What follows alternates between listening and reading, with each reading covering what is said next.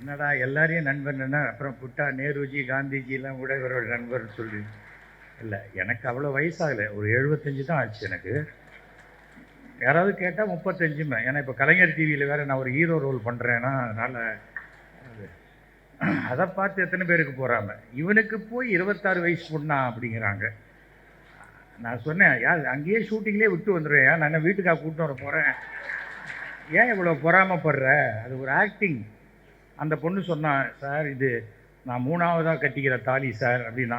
அந்த சீனில் கவலைப்படாதம்மா, நான் கட்டுற இது 60ஆவது தாலி அப்படின்னு சொன்னேன். அதெல்லாம் சினிமா நாடகத்தோடு விட்டுட்டு வீட்டுக்கு வந்தால் நம்ம வாழ்க்கை சிறப்பாக இருக்கும். நான் திருச்சிக்கு வரணும்னு சொல்லி 2 நாள் முன்னாடி சொன்னாங்க, சரின்ட்டேன். சரி, அதுக்கப்புறம் இந்த டிக்கெட் போட்ட அருண் தடுமாறி போயிட்டார்.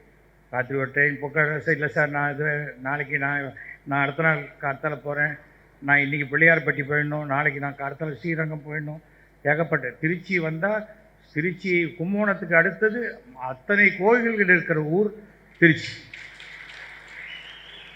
சாதாரணமான கதில் இந்த பக்கம் ஆரம்பித்தா சமயபுரம் மாரியம்மன் அங்கே இங்கே இப்படி கொண்டு வந்து இந்த பக்கம். நான் இன்றைக்கி பிள்ளையார்பட்டி வந்து 12 மணிக்கு இறங்கினேன் ஃப்ளைட்டில். இங்கே ஹோட்டலில் வந்து சாப்பிட்டேன். அவங்க ரொம்ப உபசரிக்கிறாங்க.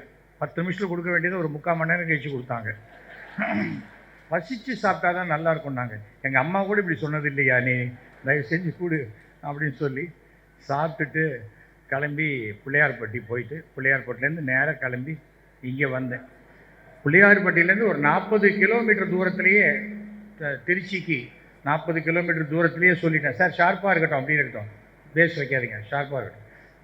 ஆரம்பத்தில் இந்த தொழில் தான் நான் பண்ணிகிட்டு இருந்தேன், அதுக்காக தான். அது எந்த தொழிலும் நமக்கு மறந்து போகாது.